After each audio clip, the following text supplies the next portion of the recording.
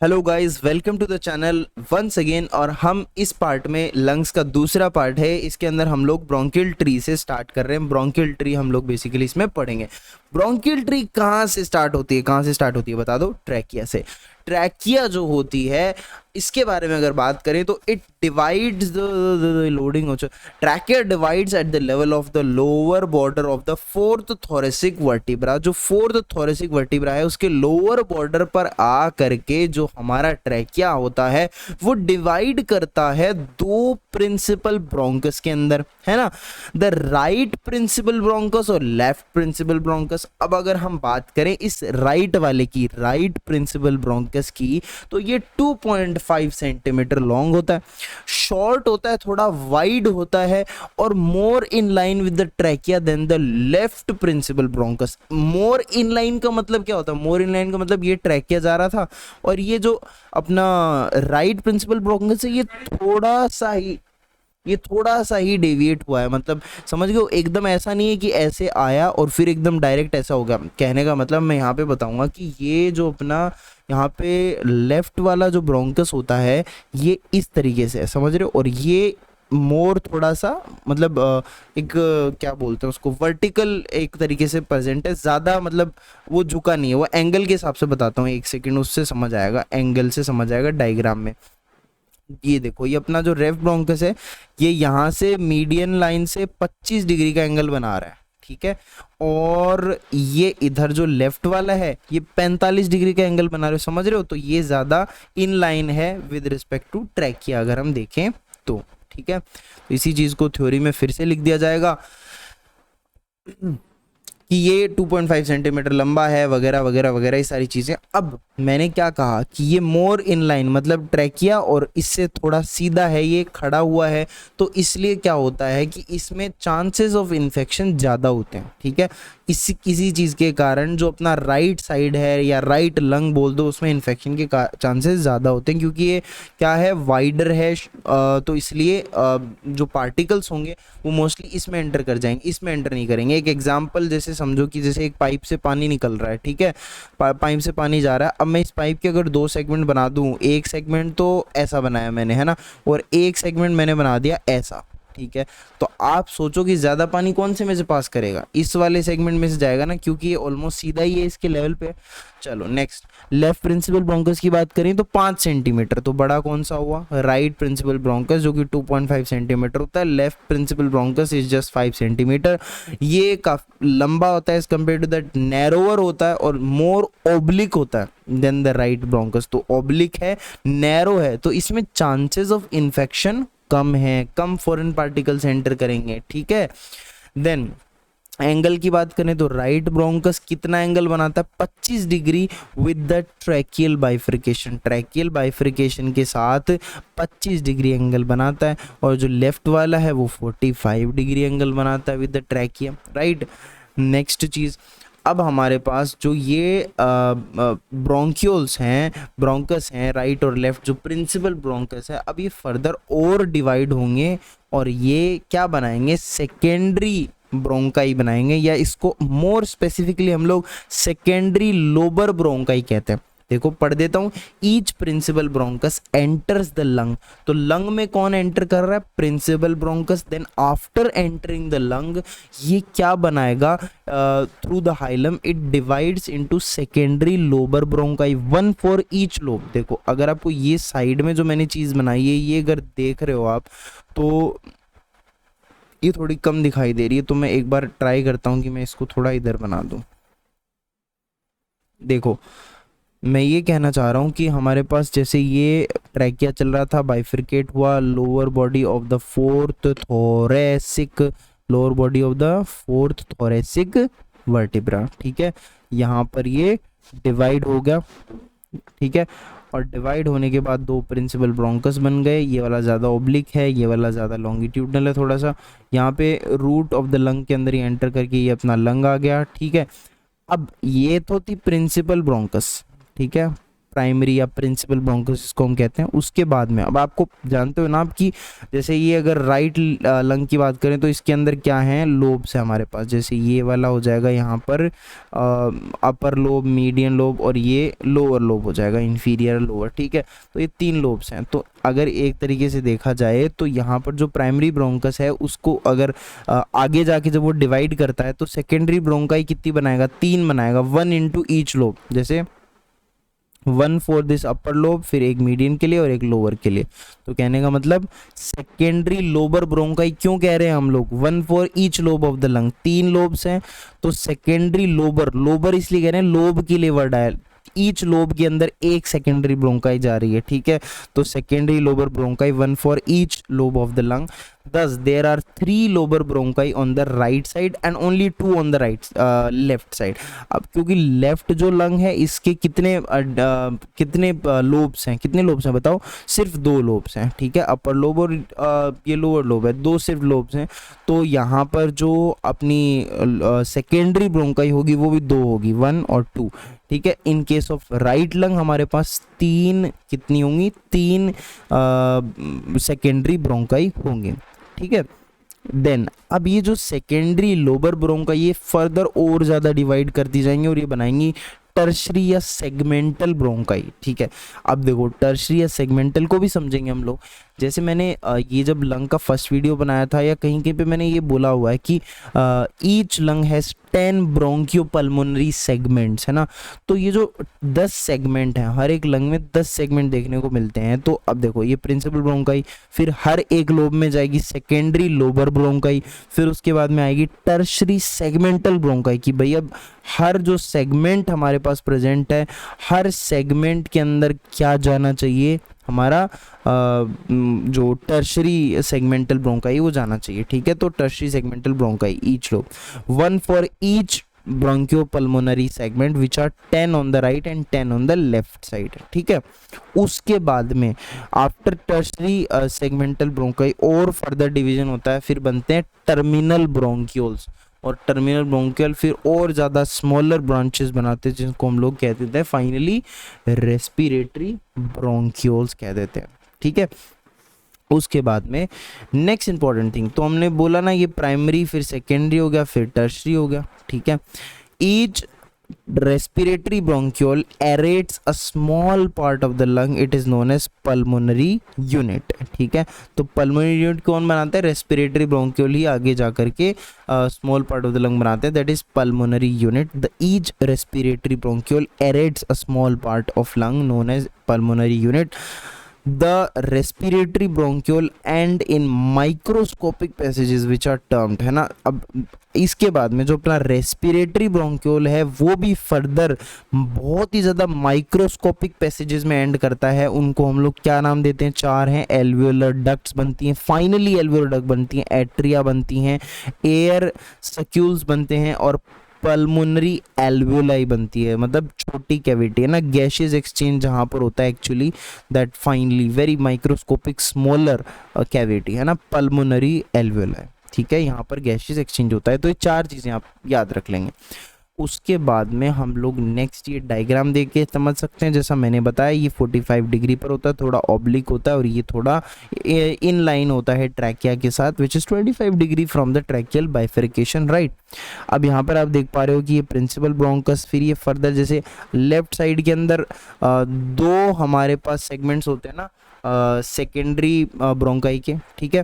तो 2 secondary lobular bronchi होते हैं, ये एक और ये दूसरा, ठीक है। लेकिन फिर जब आप और आगे बढ़ते जाओगे तो जैसे ये 2 सेगमेंट हैं, ये फर्दर डिवाइड करते हैं ईच, यहाँ पे देख रहे हो आप कितने कुल मिला के यहाँ पे 10 फाइनली टर्शरी ब्रोंक्यूल्स बने। टर्शरी सेगमेंटल ब्रोंकाई जिनको हम कहें, टर्शरी या फिर सेगमेंटल ब्रोंकाई, ये कितने बने लास्ट में 10, क्योंकि 10 सेगमेंट्स होते हैं ईच लंग के अंदर, ठीक है। नेक्स्ट चीज़, ये जो डायग्राम है ये हमें ये बताने की कोशिश कर रहा है कि हमारे पास डिविजन्स किस तरीके से हो रहे हैं। जैसे ये जो लाइनिंग है कि राइट अपर लोब, ये सब समझ आएगा एक बार। पहले ये ब्रोंकियोपल्मोनरी सेगमेंट्स का टॉपिक हम देख लेते हैं जो कि काफ़ी ज़्यादा ज़रूरी है। ब्रोंकोपल्मोनरी सेगमेंट्स, ठीक है। अगर मैं कहूँ तो ये ब्रोंकियोपल्मोनरी सेगमेंट का जो ये डिस्ट्रीब्यूशन या जो सेगमेंटेशन या क्लासिफिकेशन जो है ना, ये मोस्ट वाइडली एक्सेप्टेड क्लासिफिकेशन है सेगमेंट्स का, ठीक है। ये कहता है कि 10 सेगमेंट होते हैं राइट साइड में और 10 होते हैं लेफ्ट साइड के अंदर, ठीक है। इन 10 सेगमेंट के नाम भी हम लोग याद करेंगे, इसकी ट्रिक भी देखेंगे। अब सबसे पहले डेफिनेशन, आपको कोई पूछ ले खड़ा करके बोलो भाई कि डेफिनेशन क्या होगी ब्रोंकोपल्मोनरी सेगमेंट की, तो आप कहोगे कि bronchopulmonary segments are well defined anatomical segment. Well defined होते हैं, ऐसा नहीं कि कहीं भी कुछ भी लाइनें खींच दी और ये सेगमेंट बन गया, नहीं नहीं नहीं बहुत इंपॉर्टेंट होते हैं, सर्जरी में बहुत काम आते हैं। वेल डिफाइंड होते हैं, एकदम well defined anatomical segment aerated by tertiary या फिर सेगमेंटल ब्रोंकस, ठीक है। एरेटेड बाय टर्शरी या फिर सेगमेंटल ब्रोंकस लास्ट में इनके पास आती है, ठीक है। These are pyramidal in shape, ये पिरामिडल होते हैं। इनका एपेक्स तो टुवर्ड्स द हाइलम होता है और बेस टुवर्ड्स द पेरिफेरी होती है।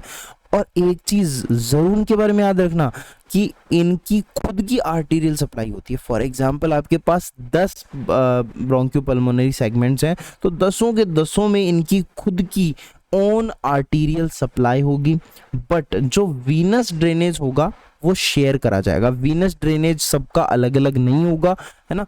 Venus drainage is shared by adjacent bronchopulmonary segment, ठीक है।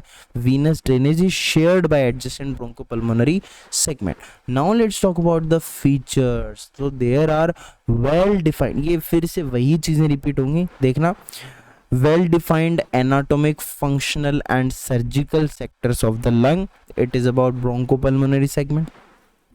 Each one is aerated by tertiary और segmental bronchus, ठीक है। उसके बाद में next, each segment is pyramidal in shape with apex towards the root of the lung, or we can say towards the hilum. Okay. Next thing.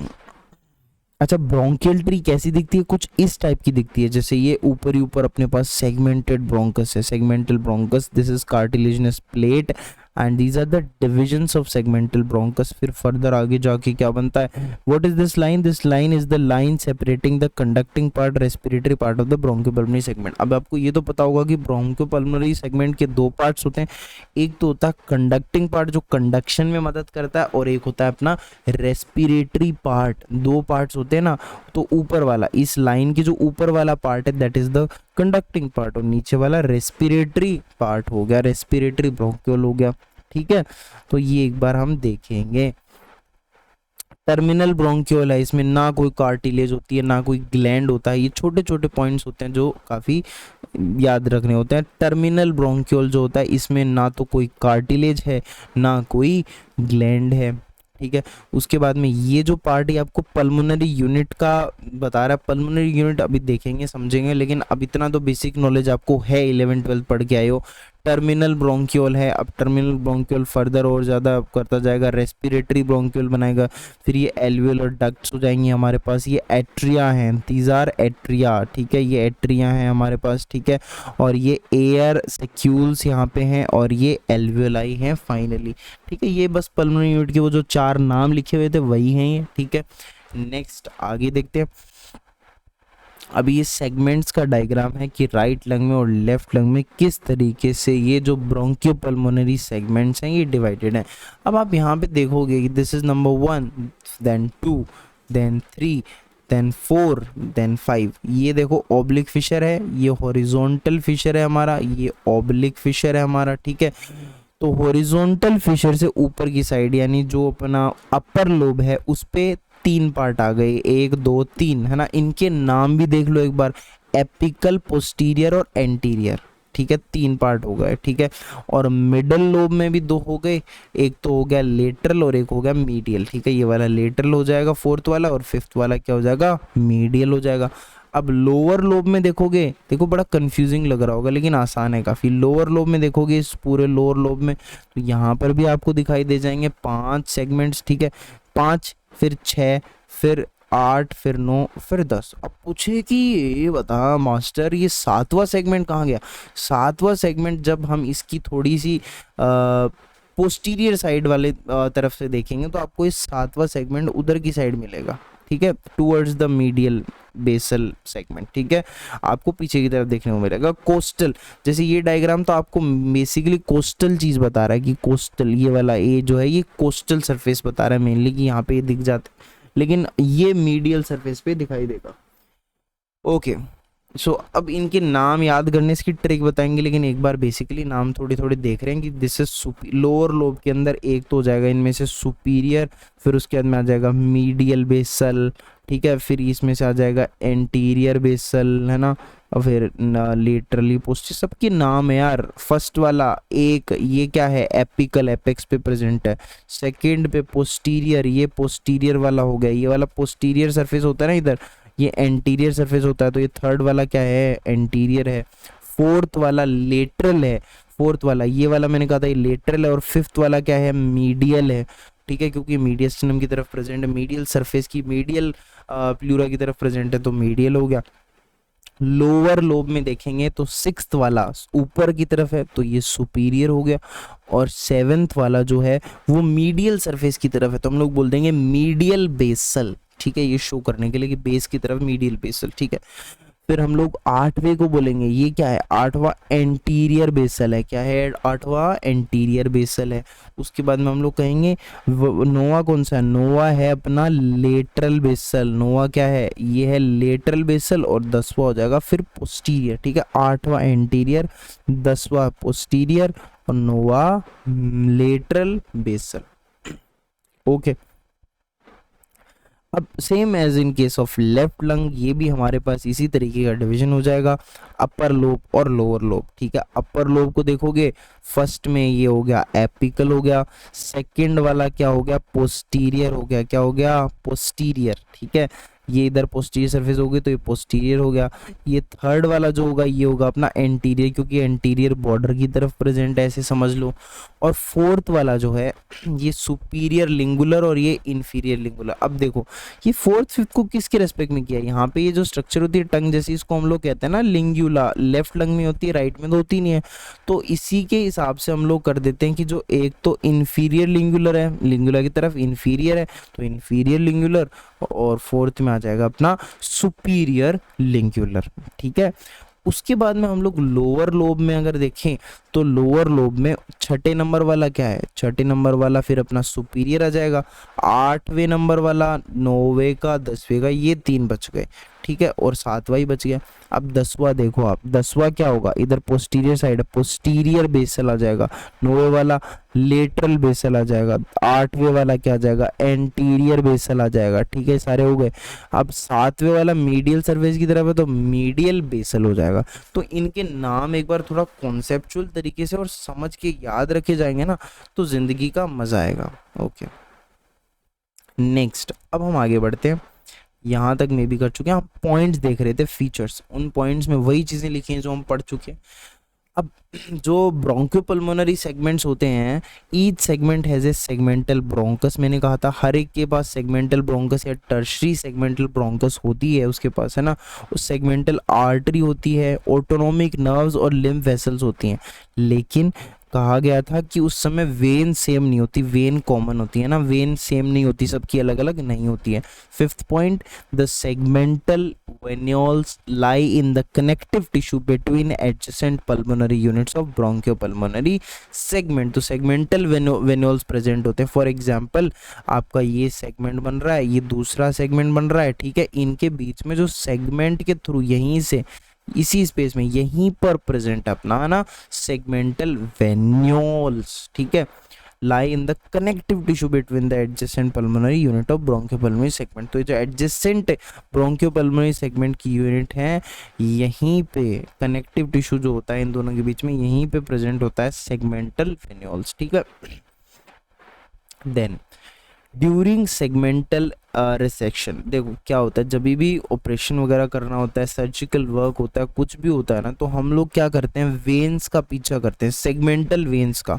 For example mostly क्या होता है कि जैसे ये लोब्स हैं, है ना, तो मैं एक बार इसको थोड़ा सा डायग्राम को कर देता हूँ साफ। जैसे हमारे पास ये लोब्स हैं, तो इन लोब्स में मैं क्या बताऊँ आपको, देखो इन लोब्स के अंदर होता क्या एक्चुअली में, फॉर एग्जांपल अगर इन्फेक्शन फर्स्ट वाले में है तो it remains in the first, कि वो फर्स्ट में ही रहेगा, ऐसा नहीं कि फर्स्ट व सेकंड में।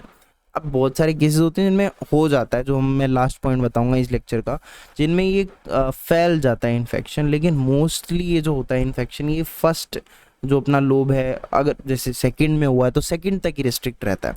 तो क्या होगा, अब मतलब अगर रिमूव भी करना रहेगा तो सिर्फ इतने ही पार्ट में, सर्जिकल वर्क जो भी कर रहा होगा वो इतने ही पार्ट में करना होगा। तो लेकिन अब इसका पता कैसे लगाएं, ठीक है, कैसे पहुंचे इस तक, तो वेन्स के थ्रू पहुंचते हैं। वेन्स का पीछा करके याद रखना, the surgical works along the segmental veins to isolate a particular segment, ठीक है। the surgeon works along the segmental vein to isolate a particular segment, right? अब इसका पल्मोनरी आर्टरी के साथ रिलेशन देख लेते हैं। Relation to pulmonary artery, bronchopulmonary segment का पल्मोनरी आर्टरी के साथ क्या रिलेशन है यार, पल्मोनरी आर्टरी की जो ब्रांचेस होती हैं वो ब्रोंकाई के साथ साथ चलती रहती हैं, ठीक है। तो ब्रोंकियो पल्मोनरी सेगमेंट का इसके साथ ये रिलेशन है कि जो ब्रांचेस होती हैं पल्मोनरी आर्टरी की, वो ब्रोंकाई के साथ साथ जैसे जैसे डिवाइड होती है उसके साथ साथ चलती जाती हैं, ठीक है। अब पल्मोनरी वेन की बात करें तो pulmonary vein do not accompany the bronchi या फिर और पल्मोनरी आर्टरी। पल्मोनरी वेन्स अपनी अलग रहती हैं, आर्टरी तो ब्रोंकाई को फॉलो करती रहती है, जैसे जैसे ब्रोंकाई डिवाइड, आर्टरी जो होती है वो ब्रोंकाई को फॉलो करती रहती है, लेकिन वेन्स अकम्पनी नहीं करती है ना। वेन्स जो होती हैं they run in the inter segmental plane, जैसा कि मैंने कहा inter segment between the segments है ना, उस प्लेन में ये लाई करती हैं pulmonary veins. Thus each segment has more than one vein and each vein drains more than one segment। तो कहने का मतलब हर एक जो सेगमेंट है वो एक से ज़्यादा वेन से कनेक्टेड है ना, मतलब अटैच्ड है एक्चुअली में, क्योंकि बीच में प्रेजेंट है ना उनके वेन, और each when drains more than one segment, और जो ईच वेन होगी वो मोर देन वन सेगमेंट से जो है वो ड्रेन करेगी ब्लड वगैरह, ठीक है। नेक्स्ट पॉइंट, अब एक चीज यहाँ पे नोट करी जानी चाहिए कि जो ब्रोंकोपल्मोनरी सेगमेंट है, इट इज नॉट ब्रोंकोवास्कुलर सेगमेंट। क्यों नहीं होता, क्योंकि उसकी खुद की वेन नहीं है। जब देख, जैसे जो ब्रोंकोपल्मोनरी सेगमेंट जो मैंने दिखाए सारे के सारे, अगर मान लो कि उनकी खुद की वेन होने लग जाए, तब उनको हम लोग कहेंगे ब्रोंकोवेस्कुलर। उनकी आर्टरीज तो सबकी होती हैं, ठीक है, आर्टरी पर्सनल है सबकी, सबके पास आर्टरी है ना, लेकिन अगर वेन की सप्लाई भी सबके पास इंडिविजुअली हो ना, तो उसको हम लोग ब्रोंकोवेस्कुलर सेगमेंट कह देंगे, ठीक है। अदरवाइज हम ये कहते नहीं है, पूछा जाएगा कि is the bronchopulmonary segment can be called bronchovascular segment, no it can be called because it can't be called because it does not have its own vein, right? अब एक टॉपिक आता है डेवलपमेंट ऑफ रेस्पिरेटरी सिस्टम, बहुत ही मोटा मोटा ऊपर से देखना है, बाकी हम लोग एम्ब्रियोलॉजी जब कर रहे होंगे तो उसके अंदर देखेंगे, ठीक है। डेवलपमेंट ऑफ रेस्पिरेटरी सिस्टम में एक चीज याद रखना, जो लोअर रेस्पिरेटरी ट्रैक प्राइमोर्डियम है, it appears in the third week of the intrauterine life, ठीक है। लोअर रेस्पिरेटरी ट्रैक प्राइमोर्डियम कब अपीयर होता है, third week of the intrauterine life, third week, ठीक है, in the form of an outgrowth. कैसे, देखो जरा आपके पास ये है फेरिंग्स है ना, तो फेरिंग्स से क्या एक डाइवर्टिकुलम के थ्रू या फिर एक हम कह सकते हैं एक आउटग्रोथ निकलती है, ठीक है, जिसको हम लोग कहते हैं रेस्पिरेटरी डाइवर्टिकुलम। यही जाकर बाद में पूरा का पूरा वो रेस्पिरेटरी सिस्टम बनाती है। तो अगर पूछे कि रेस्पिरेटरी सिस्टम का डेवलपमेंट कैसे होता है, by respiratory diverticulum from the ventral wall of the primitive pharynx, ठीक है। फेरिंग्स की जो वेंट्रल वॉल होती है वहां से, प्रिमिटिव फेरिंग्स की जो वेंट्रल वॉल है वहां से ये डाइवर्टिकुलम या ये जो बल्ज या फिर जिसको हम लोग कह सकते हैं आउट ग्रोथ जो होती है वो यहाँ से निकलती है। नेक्स्ट थिंग, अब आपसे कोई पूछे कि यार ये जो एपिथेलियल लाइनिंग होती है रेस्पिरेटरी सिस्टम की, ये कौन से ओरिजिन की होती है, तो ये याद रखना, it is endodermal in origin, ठीक है। It forms the lining of the larynx, trachea, bronchi. देखो पूरा रेस्पिरेटरी जो सिस्टम है, जैसे इसमें लैरिंग्स ले लो, ब्रोंकाई, जो भी ट्रैकिया, पल्मोनरी एल्वियोलाई, सब इस एंडोडर्मल इन ओरिजिन, ठीक है। उसके अलावा connective tissue, cartilage, smooth muscle, ये जो स्ट्रक्चर्स होती हैं, ये कैसे, ये मेसेनकाइम से, मेसोडर्म से जो ये डिराइव होती हैं, ठीक है।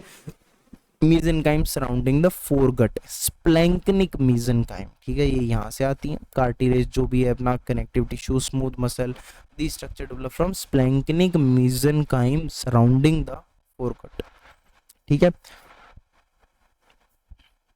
अब now as development progresses, the diverticulum separate from the foregut by tracheoesophageal septum। अब ये चीज़ याद रखना कि जैसे मैंने कहा कि ये इस तरीके से कुछ डेवलप हुआ, कहाँ गया, ये रहा, ये फेरिंग से एक वो क्या बोलते हैं, आउटग्रोथ हुई, फिर ये आगे जा करके क्या बनाती है, पूरा रेस्पिरेटरी सिस्टम बनाती है।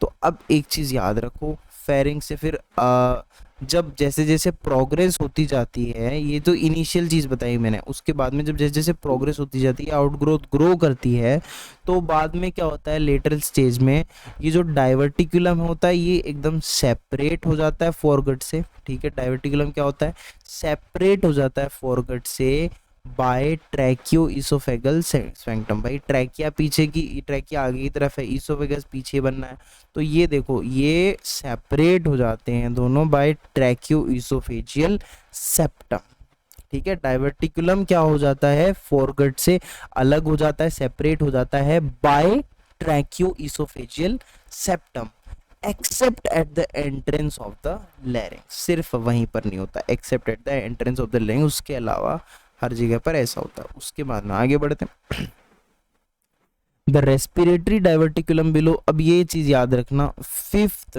वीक में क्या होता है, इंट्रायूटेराइन के फिफ्थ वीक में posterior part of each lung bud forms the principal bronchi. Fifth week, intrauterine life के फिफ्थ वीक में जो proximal part of the lung bud होते हैं वो बनाते हैं प्रिंसिपल ब्रोंकाई, और बाद में ये इन्वेजिनेट करती है कैनाल्स में, और फिर प्लूरल कैविटी के अंदर इन्वेजिनेट करती है, और फिर फर्दर डेवलपमेंट हो जाता है, लंग्स बनते हैं, ठीक है, लंग बड से।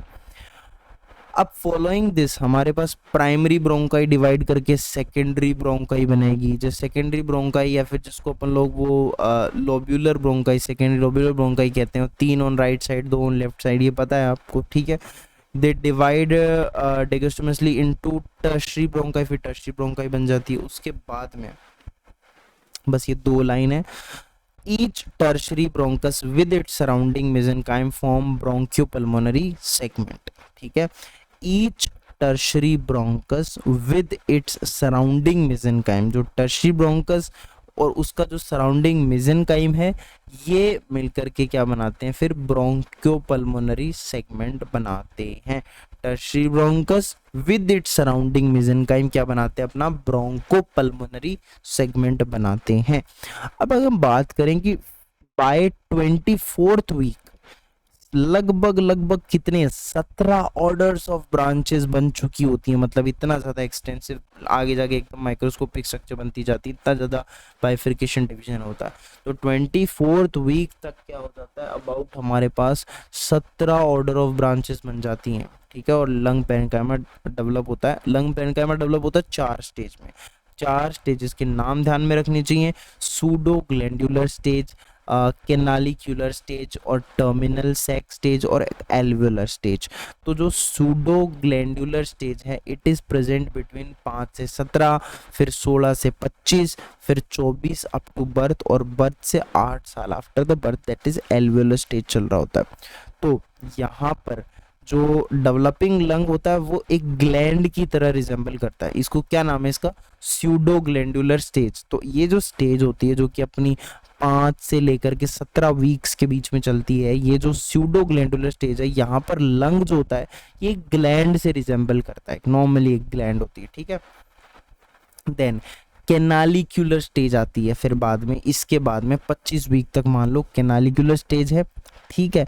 यहाँ पर क्या होता है कि जो ब्रोंकाई और जो ब्रोंक्यूल्स हैं, ठीक है, they become larger and tissue become more vascular, धीरे धीरे वेस्क्युलरिटी बढ़ रही है, डेवलपमेंट हो रहा है। टर्मिनल सैक स्टेज में क्या होता है, many saccules appear at the end of terminal bronchiole, terminal bronchiole end में सैक डेवलप होने लग जाते हैं, टर्मिनल सैक, ठीक है। कैपिलरीज बल्ज होने लग जाती है इन सैक्स में, टर्मिनल सैक स्टेज, ठीक है।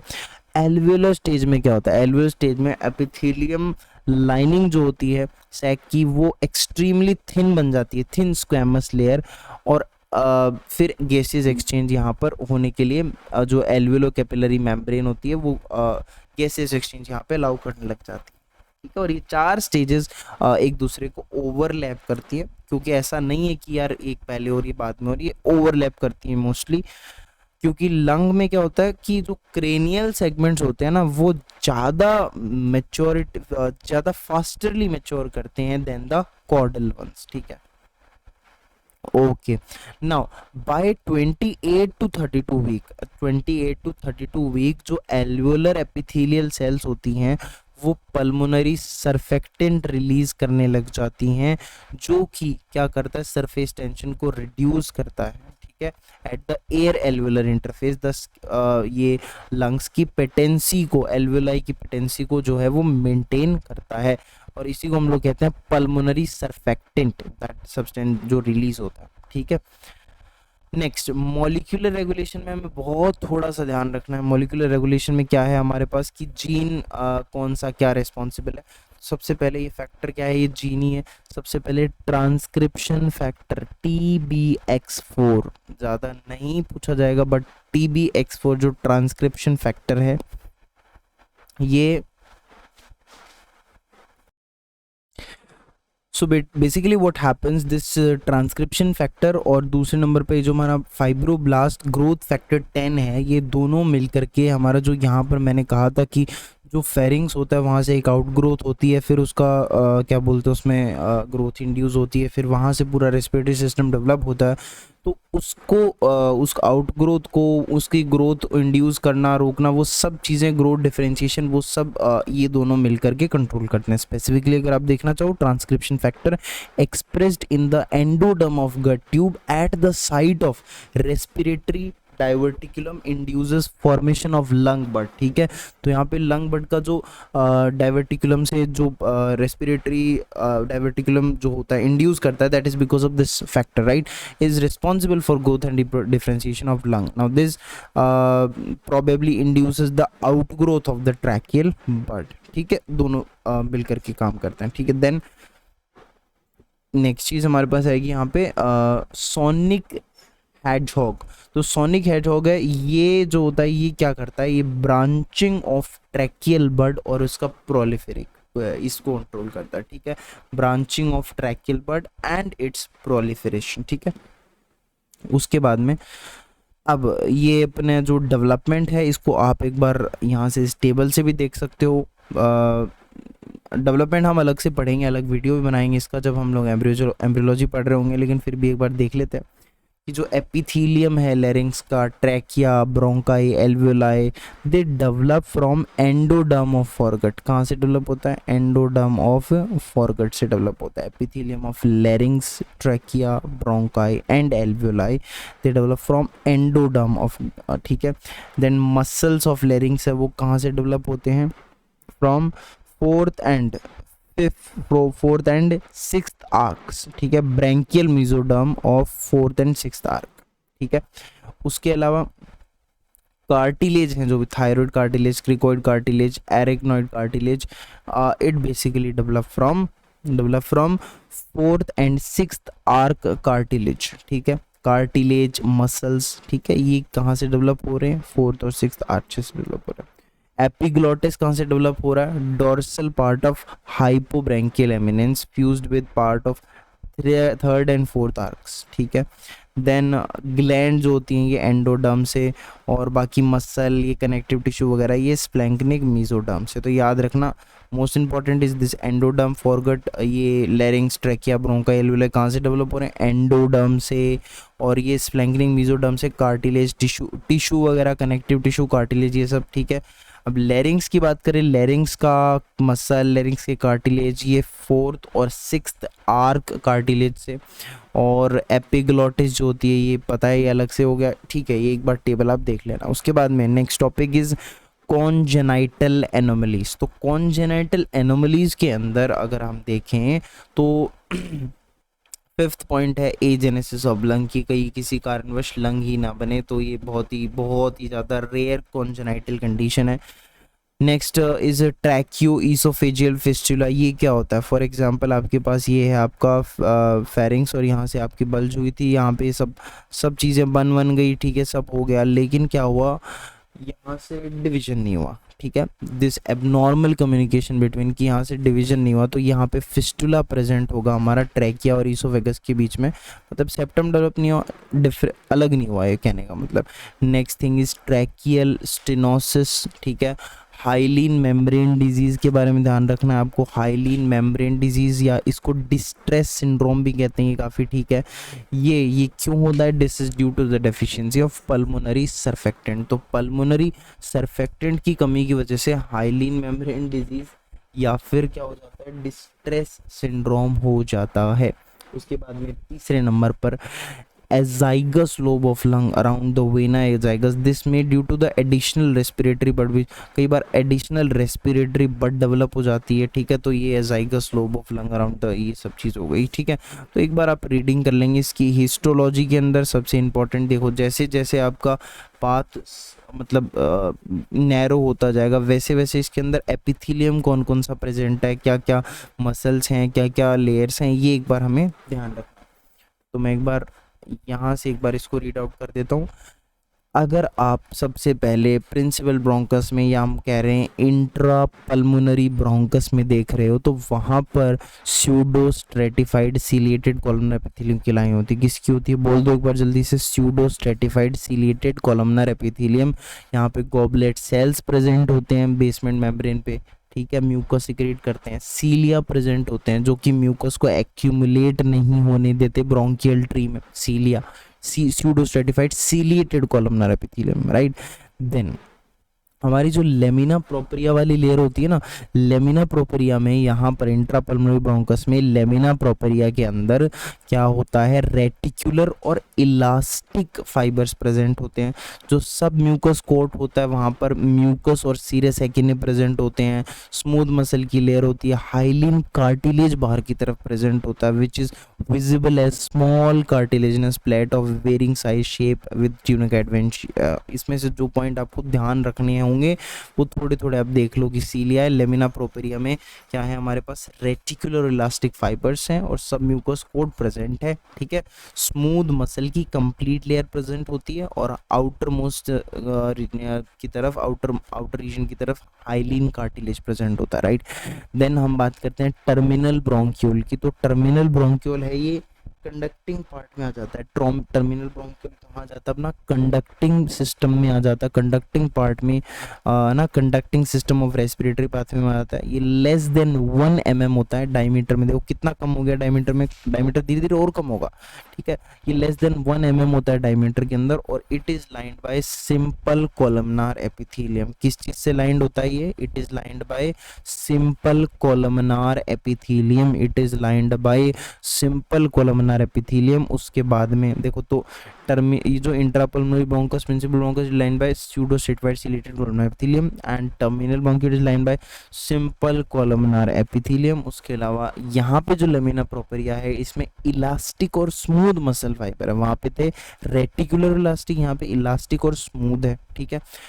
Both glands and cartilage plates are absent, याद रखना। टर्मिनल ब्रोंक्यूल में ये रीजन जो है कंडक्टिंग पार्ट का, यहाँ पर क्या ना ग्लैंड्स ना कार्टिलेज प्लेट्स, कुछ भी प्रेजेंट नहीं है। Both glands and cartilage plates are absent, ठीक है। Both glands and cartilage plates are absent here in this conducting part which is terminal bronchiole, right. उसके बाद में आप डायग्राम देख सकते हो, यहाँ पे आपको दिखाई देगा कि तो यहाँ पे आपको एल्वियोलाई ऑफ लंग्स दिखाई दे जाएंगे, हाइलिंग कार्टिलेज के पीसेस, स्यूडोस्टेरोइड कॉलम एपिथेलियम, म्यूकस और सीरस सेल्स, ठीक है। एक्टिनी प्रेजेंट्स, एक्टिनी सेल्स दिखाई दे जाएंगे। उसके बाद में intrapulmonary bronchus, this is the structure of terminal bronchus, ठीक है। अब यहाँ भी चीज़ें दिखाई देंगी आपको।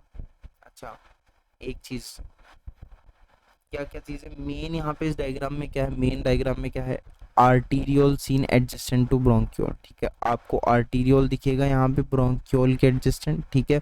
आर्टीरियोल दिख रहा होगा यहाँ पे, और ब्रोंक्योल्स जो होते हैं they do not have terminal bronchiole, right, you can say the bronchiole, it do not have glands और कार्टिलेजेस, ठीक है। और एपिथेलियम का हो गया continuous squamous epithelium of alveoli with capillaries, ठीक है। रेस्पिरेटरी ब्रोंक्योल में क्यूबॉइडल एपिथेलियम है, ठीक है। और एल्वियोलाई के अंदर आपका हो जाएगा स्क्वैमस एपिथेलियम, ठीक है, स्क्वैमस एपिथेलियम हो जाएगा। एल्वियोलाई में दो टाइप की सेल्स होती हैं, एक तो होती हैं pneumocyte type 1, pneumocyte type 2 pneumocyte, ठीक है, या फिर हम कह सकते हैं कि large these are squamous cells और टाइप 1 सेल्स। कुछ सेल्स लार्ज होती हैं, टाइप 2 सेल्स होती हैं वही सिक्रीट करती हैं सरफेक्टेंट को, है ना, जो कि सरफेस टेंशन को कम करता है और एल्वियोलाई को कोलैप्स होने से रोकता है, ठीक है। उसके बाद में क्लिनिकल एंडामी में कुछ पॉइंट्स आएंगे यहाँ पर। यूजुअली इन्फेक्शन हमारा ब्रोंकियोपल्मोनरी सेगमेंट में ही होता है, ठीक है।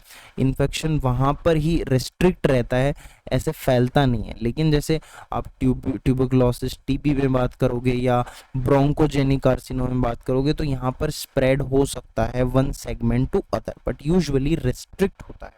यूजुअली क्या होता है, वो रिस्ट्रिक्ट होता है एक ही रीजन में, ठीक है। उसके बाद में नेक्स्ट पॉइंट यहाँ पे अच्छा, आपको पता है पूरा जो रेस्पिरेटरी पैसेज होता है हमारा, इसमें हमें क्यों पता होनी ज़रूरी है चीज़ें, इसमें हमें सारी चीज़ें पता होनी ज़रूरी हैं। बताओ ऐसा क्यों? ऐसा इसलिए क्योंकि जब भी ब्रोंकियोस्कोपी करती है ना, इंस्ट्रूमेंट डाला जाता है, हमें नॉलेज ऑफ डिटेल्ड एनाटॉमी होनी चाहिए ब्रोंकियल ट्री की, क्योंकि कभी भी अगर ब्रोंकियोस्कोपी करनी रही, ब्रोंकियोस्कोप को अंदर डालना रहा तो जो इंटीरियर ब्रोंकाई की जो स्ट्रक्चर्स को विजुलाइज करना, माउथ ट्रैकिया पूरा सब पता होना वो ज़रूरी है। नेक्स्ट करीना क्या है? करीना हुक शेप प्रोसेस होती है जो अप बैकवर्ड प्रोजेक्ट करती है from the lower margin of the lowest tracheal.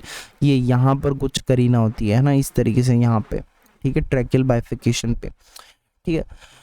ये जो करीना है ये it is a sensitive area. Carina is a sensitive area when patient is made to lie on her या हीज लेफ्ट साइड। जब भी उसको लेफ्ट साइड में सुलाया जाएगा तो जो राइट ब्रोंकियल ट्री में जो भी सिक्रीशंस होंगे वो टुवर्ड्स करीना आ जाएंगे due to effect of gravity. भाई आदमी को लेफ्ट साइड में इधर की तरफ ऐसे सुलाओगे कुछ इस तरीके से, देखो ना, तुम ही देखो ना, इस तरीके से आप कुछ सुलाओगे तो जो राइट वाले तरफ के जो सिक्रीशंस होंगे, जो secretion from the right bronchial tree जो होंगे, they will flow to carina due to the effect of gravity. तो इसकी वजह से यहाँ पर जब यहाँ आके डिपॉजिट हो जाएंगे सिक्रीशन, तो इसकी वजह से कफ रिफ्लेक्स जनरेट होगा, जिसकी वजह से स्पुटम जो होगा वो बाहर ब्रॉट आउट, वो बाहर निकल जाएगा। This is called postural drainage, जिसको हम कहते हैं पोस्ट्यूरल ड्रेनेज कहते हैं हम लोग, ठीक है। नेक्स्ट ओके उसके बाद में हम लोग देखते हैं व्हाट इज ब्रोंकियल अस्थमा। आपको पता है, ठीक है, अस्थमा की सिचुएशन, ऑस्कल्टेशन ऑफ लंग। देखो अपर लोब का ऑस्कल्टेशन तो कहाँ होता है? Above the fourth rib on both the side, किसी भी साइड, ठीक है। Lower lobes are best heard on the back की तरफ लोअर लोब्स को हर्ड किया जाएगा, सुना जाएगा। और middle lobe is auscultated between the fourth to sixth rib on right side, right. Then okay postural drainage की ये सिचुएशन हो गई, समझ गए, postural drainage. Next, what is paradoxical respiration? Paradoxical का मतलब होता है अपोजिट, राइट? पैराडॉक्सिल मतलब क्या होता है कि आप कुछ बोलो मैं कुछ बोलता हूँ, पैराडॉक्सिल अपोजिट होता है एक तरीके से। पैराडॉक्सिल रेस्पिरेशन में क्या हो रहा है, फॉर एग्जांपल इंस्पिरेशन के दौरान होना क्या चाहिए, ये जो जैसे ये this is the flail segment, ये बाहर जाना चाहिए आउटवर्ड्स, लेकिन ये अंदर आता है, ठीक है? ये देखो, ड्यूरिंग इंस्पिरेशन द फ्लायल यानी abnormally mobile segment of the rib are pulled inside the chest wall while expel, मतलब what is this flail segment? This is the abnormally mobile segment of the rib, है ना? तो ये जब inspiration में अंदर आ जाए और एक्सपिरेशन में बाहर चला जाए, दिस इज कॉल्ड पैराडॉक्सिल रेस्पिरेशन या अपोजिट रेस्पिरेशन हो रहा है बेसिकली। ट्यूबरकुलोसिस का ये हो ही गया। अब ये ट्रिक लास्ट में, trick what is this trick? A palm seed makes another little palm, एक पाम सीड से दूसरा पाम बन जाता है। याद रखेंगे order from superior to inferior, ये ऑर्डर किस ऑर्डर में है? ये सुपीरियर से इन्फीरियर साइड हम देख रहे हैं, ठीक है? A palm seed makes another little palm, ठीक है? तो ए से सबसे पहले आ जाएगा एपिकल, पी से पोस्टीरियर, ए से एंटीरियर, एल से लेटरल, एम से मीडियल, ठीक है? एस से फिर आएगा सुपीरियर, एम से, फिर आप यहाँ मेक से एम से मीडियल लिखोगे, फिर बेसल लिखना चालू कर दो, medial basal, anterior basal, lateral basal, posterior basal, right? Then अच्छा, लिंगुला लेफ्ट साइड में होता है, एल से lingula is on left side, okay okay. So this is it for the video. इस वीडियो में हमने अब 2 वीडियो मैंने ऑलमोस्ट बना दी, लंग्स पूरे कवर कर लिए हैं हमने। ये क्लिनिकल जो प्रॉब्लम्स हैं ये आप 2 आराम से पढ़ लेना, बहुत ही आसान है कि एक बच्चे के कॉइन फंस गया ना, वो किधर जाने के चांसेस हैं। वही चीज़ होती है जो पॉइंट्स हमने पढ़े हैं, जैसे कि राइट वाला जो ब्रोंकस होता है 2.5 सेंटीमीटर लंबा, ब्रॉडर जो होता है ना वो मोस्टली इन लाइन होता है ट्रैकिया के साथ, 25 डिग्री सेल्सियस 25 डिग्री यहाँ से एंगल बनाता है, तो उसमें इसी वजह से राइट लंग में इन्फेक्शन होने के चांस ज़्यादा हैं, है ना? ये पॉइंट्स कुछ याद रखने हैं कि बस यही बात है कि यहाँ पर ज़्यादा मतलब बहुत ज़्यादा दिमाग लगाने की ज़रूरत नहीं, एक बार पढ़ लेना, बहुत आसान है, ठीक है? तो इसी के साथ हमारा टॉपिक होता है कंप्लीट। मिलते हैं नेक्स्ट वीडियो में with a new topic. Till then take care, bye bye.